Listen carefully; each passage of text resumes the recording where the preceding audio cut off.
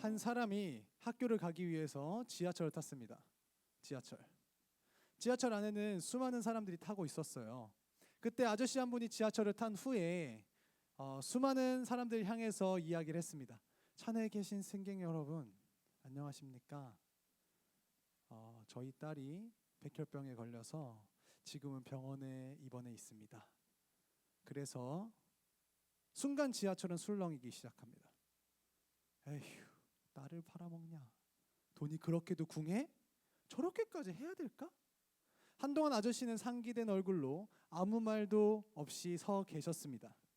그리고는 말씀하셨어요. 오늘 제 딸이 수술이 있는데 제발 단 1초만이라도 기도해 주시면 안 될까요? 순간 열차 안에는 숨소리도 들리지 않을 만큼 조용해졌습니다. 사람들은 무슨 생각을 했던 것일까요? 우리들은 살아가면서 나도 모르게 편견을 가지고 살아갑니다. 정말 수없이 많은 편견과 선입견을 가지고 살아가죠. 예수님이 이 땅에 오신 이후에 이 유대인들도 많은 편견과 선입견들을 가지고 살아갔어요. 그 중에서도 이들에게는 특별히 선민사상이라는 게 있었습니다. 선민사상. 우리는 하나님의 택하신 백성이야. 우리들만 구원받았어. 우리들은 구원받고 나머지는 다 나가리야. 이런 마음들이, 이런 특권의식이 있었단 말이에요. 이 사람들에게. 그래서 신약 당시에 이 유대인들은요, 이방인들에 대한 편견이 있어서 이방인이다? 그러면 개, 돼지 취급하거나 증오하고 적대시하기까지 했습니다. 특별한 이유 없이 말이죠. 그래서 이 유대인들은 자기들과 피가 섞인 이 사마리아 사람들도 이방 나라, 야 너네 아수르 나라랑 피가 섞인 애들이잖아, 개보다 못한 취급을 했습니다. 이러한 유대인의 편견과 선입견이 오늘 등장하는 인물 중 한 사람인 베드로에게도 있었단 말이에요. 사도행전 10장 9절 오늘 다 같이 한번 읽어볼까요? 시작. 그때에 베드로가 기도하려고 지붕에 올라가니 그 시각은 제6시더라. 우리 계속 이야기하고 있죠. 성경에서 시간이 나오면 더하기 몇을 해라? 6. 6시에서 6 더하면은 12시죠. 베드로가 오전 12시에 기도하려고 살던 곳 지붕에 올라가요. 지붕에 올라가서 기도하는데 환상이 보이기 시작합니다. 어떤 환상이요? 사도행전 10장 11절 12절 보면요. 보세요. 큰 보자기 같은데 큰 보자기 같은 게 이렇게 쫙 딸려서 내려와요. 내 귀퉁이에. 그릇이 내려오는데 보자기 같은 게 쌓여가지고 쫙 내려옵니다. 그 안에는 뭐가 있어요? 땅에 있는 각종 네발 짐승 뭐 등등등등 짐승이 있습니다. 환상 중에 한 그릇이 내려오는데 그 안에는요 담겨있는 동물들은 당시 유대인들이 부정하게 생각해서 먹지 않았던 동물들이에요. 섭취하지 않았던 동물들이라고요. 그런데 이 동물들을 어떻게 하라고 환상 중에 말씀을 하시냐 하면 사도행전 10장 13절 다 같이 읽겠습니다. 시작. 또 소리가 있으되 베드로야 일어나 잡아먹어라 하거늘. 예수님께서는요 이 베드로에게 베드로가 생각하기에 더럽고 부정한 음식들을 잡아먹어라 라고 이야기를 하세요. 그러자 베드로는 대답합니다. 주님 그럴 순 없어요. 더럽고 깨끗하지 않은 것을 제가 어떻게 먹을 수 있겠습니까? 절대로 먹을 수 없어요. 이렇게 얘기해요.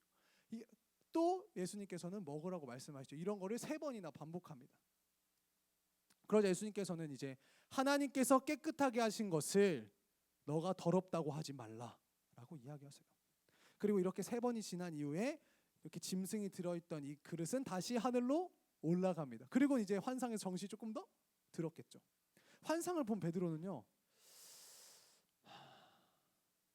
이게 무슨 내용이지? 뭘까? 고민하고 있었는데 그때 로마의 백부장이었던 고넬료가 보낸 사람들이 도착합니다. 베드로가 있는 집 앞에 문을 서서 베드로를 불러요. 여기서 잠깐 우리는 이 로마의 백부장 고넬료에 대해서 짧게 듣고 가면 좋겠는데, 자, 사도행전 10장 1절 다 같이 한번 읽어보겠습니다. 준비 시작. 가이사랴에 고넬료라는 사람이 있으니 이달리아 부대라는 군대의 백부장이라. 고넬료는 로마 군인 중에 100명의 부하를 다스리는 백부장이었습니다. 유대인들이 싫어하는 이방인이었죠. 심지어 이때는 이스라엘을 정복하고 있는 나라가 로마였으니까 내 나라를 정복하고 있는 나라의 백부장 군인이었습니다. 성경은 이 백부장 고넬료에 대해서 굉장히 자세하게 묘사를 하고 있는데요. 경건하고 온 지방과 더불어 하나님을 경외하고 백성을 많이 구제하고 하나님께 기도했대요. 고넬료는 이방인이었는데도 불구하고 하나님을 경외하고 항상 기도하는 사람이었단 말이에요. 그러던 어느 날 하나님의 천사가 이 기도하던 고넬료에게 나타납니다. 그래서 이야기해요. 고넬료야, 너는 지금 사람들을 욥바로 보내서 베드로 선생님을 모셔오거라. 베드로는 무두장이 시몬의 집에 있고 그 집은 해안가 근처야 라고 자세하게 이야기해 주세요. 그러자 천사 이야기를 들은 고넬료는요, 얼른 하인 2명과 경건한 사람 1명을 뽑아서 데리고 베드로가 있는 욥바로 보냅니다. 그리고 베드로가 다시 베드로로 돌아와서 베드로 입장에서 도대체 이 환상은 무슨 의미일까 생각하고 있을 때 고넬료가 보낸 사람들이 아까 뭐랬죠? 도착했다고요. 베드로 선생님. 그때 성령님께서 베드로에게 말씀하셨어요. 베드로야, 이 사람들은 내가 보낸 사람들이니 의심하지 말고 함께 가거라. 이야기를 하세요. 그 사람들 내가 보낸 사람들이야. 그래서 성령님의 말씀을 따라서 이 베드로는 자신들의 편견을 내려놓고 고넬료의 집에 갑니다. 베드로는요, 이때 환상의 내용이 음식과 이런 우상 숭배로 부정하다고 생각했던 이방인도 하나님께서는 깨끗하게 하셨다는 사실을 이해했어요. 고넬료의 집에 간 베드로는 얘기합니다. 하나님께서 가라고 하셔서 왔는데요, 혹시 무슨 일이신가요? 그러자 대답하는 거예요. 저도 기도하고 있는데 천사가 나타나서 베드로 선생님 당신에게 사람을 보내서 모셔오라고 했습니다. 이제 주님께서 당신에게 하신 말씀을 저에게 이야기해 주세요 라고 이야기를 합니다. 그러자 베드로는 이방인에 대한 편견은 버리고 고넬료에게 예수님의 이야기를 전해주기 시작해요. 예수님이 만유의 주가 되시고 모든 사람의 재판장이십니다. 그리고 예수님의 이 십자가의 죽으심과 부활을 믿으면 누구든지 상관없이 구원을 얻을 수 있습니다. 이 베드로의 선포를 들은 고넬료와 그의 가족과 친구들은 예수님을 구주로 믿게 되었어요. 그리고 예수님을 믿는 모든 사람들에게 성령님이 임하셨습니다. 최초로 이방인이 예수님을 믿고 회개하고 죄 용서함을 통해 구원을 얻은 성령님을 받은 사건이 발생한 것이죠. 유대인이든 헬라인이든 누구든지 상관없이 예수 그리스도를 믿기만 하면 구원을 받는다라는 사실을 보여주는 장면이죠. 바로 세계 모든 민족들에게 예수 그리스도의 복음이 증거되는 문이 열리게 되는 사건이 오늘 사도행전 10장의 아주 중요한 사건입니다. 사랑하는 중동부 친구들, 우리 하나님께서는요, 모든 사람이 예수님의 사랑을 알고 믿고 구원받기를 원하신다고요. 예후야, 너를 통해서도 구원받기 원하신다고. 그래서 베드로가 부정하다고 생각했던 이방인 고넬료에게도 가서 베드로에게 통해서 예수님을 전해라 라고 이야기를 하신 거예요. 그래서 베드로가 가지고 있던 이방인은 부정해, 이방인은 더러워, 이런 편견 없애시기 위해서 유대인들이 부정하다고 생각했던 음식들을 하나님께 내가 깨끗하게 한 거야 라고 편견을 바꿔주시는 환상을 보여주신 겁니다. 그런데 환상 중에 하나님께서 깨끗하다고 하신 것을 베드로는 어떻게 해요? 계속 편견해 가지고 저는 부정한 것을 먹을 수 없어요 이야기를 하죠. 총 3번이나 같은 상황이 반복되는 거예요. 하나님께서는 예수님의 이야기를 들려주고 싶으셔서 베드로를 부르셨어요. 그리고 베드로에게 전하라고 하셨는데 베드로 스스로 자기도 모르게 편견을 가지고 있었던 이 모습, 오늘 우리들의 모습은 아닌지 한번 돌아보면 좋겠어요. 하나님께서는요, 우리를 통해서도 예수님을 알려주고 싶어 하세요. 다른 친구들에게 예수님을 알려주고 그 친구들이 예수님을 믿고 구원받고 천국 가기를 원하고 계세요. 그런데 우리들도 베드로처럼 편견을 가지고 않는다고 하고 있진 않은지 오늘 돌아보면 좋겠단 말이에요. 쟤는 불교라서 안 믿어. 쟤는 무교라서 안 믿을 것 같아. 쟤는 말해보니까 부모님이 교회 가는 거 별로 안 좋아하는 것 같던데? 안 되겠네. 야, 쟤가 무슨 예수님을 믿겠냐. 저런 애가 무슨 예수님보다 말도 안 돼. 심지어는 야, 저런 애가 예수님 믿으면 안 되지 라고 생각할지도 모르겠어요. 나도 모르게 이러한 편견들을 가지고 살아가고 있진 않나요? 이런 편견도 있겠죠. 예를 들면 북한의 김정은, 예수님을 믿을 거야 안 믿을 거야 생각하면 아무도 안 믿을 거라고 생각하겠죠. 그리고 북한의 김정은이 예수님을 믿게 해달라는 기도는 대부분이 안 해요. 편견이지 않을까요?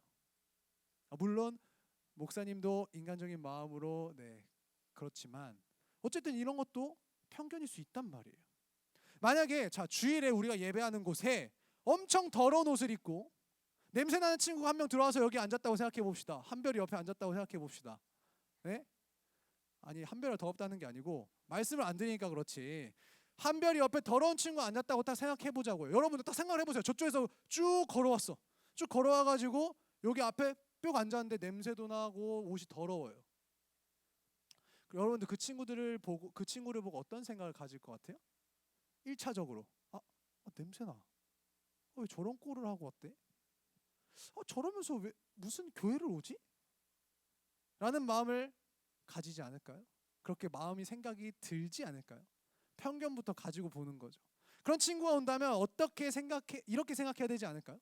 어떤 사정이 있길래 저렇게 올 수밖에 없었을까? 저 친구도 이번에 교회 왔는데 내가 믿는 예수님 같이 믿고 천국 가면 좋겠다. 아무 편견 없이 예수님의 시선으로 그 친구를 바라봐주는 것, 더 나아가서 그 친구에게 관심을 가지고 오늘 그 친구들에게 우리들의 모습을 보여주는 것, 이런 것들이 오늘 우리에게 필요한 자세가 아닐까요? 우리 교회가 오늘날 가져야 하는 자세가 아닐까요? 우리들은 육체만 보는 사람들은 아닙니다. 육체는 깨끗하고 멀쩡하게 지금 자리에 다 앉아 있어요. 다 너무 멀끔하게 잘 왔죠. 하지만 누군가는 마음이 힘들어서, 누군가는 마음이 너무나도 아파서 왔을지도 모르겠어요. 우리는 육체뿐만 아니라 내면까지도 편견 없이 볼 수 있는 사람들이어야 된단 말이에요. 편견 없이. 근데 우리가 쉽지가 않아요. 쟤는 왜 저렇게 말하지? 쟤는 왜 이렇게 싸가지가 없대? 저런 애가 무슨 교회야? 쟤는 교회 다니면서 왜 저렇게 살까? 라고 생각하고 질문할 게 아니라 저 친구도 예수님 믿고 마음도 건강해졌으면 좋겠다. 교회 다닌다고 했지만 아직 많이 힘들구나. 기도해 줘야겠구나.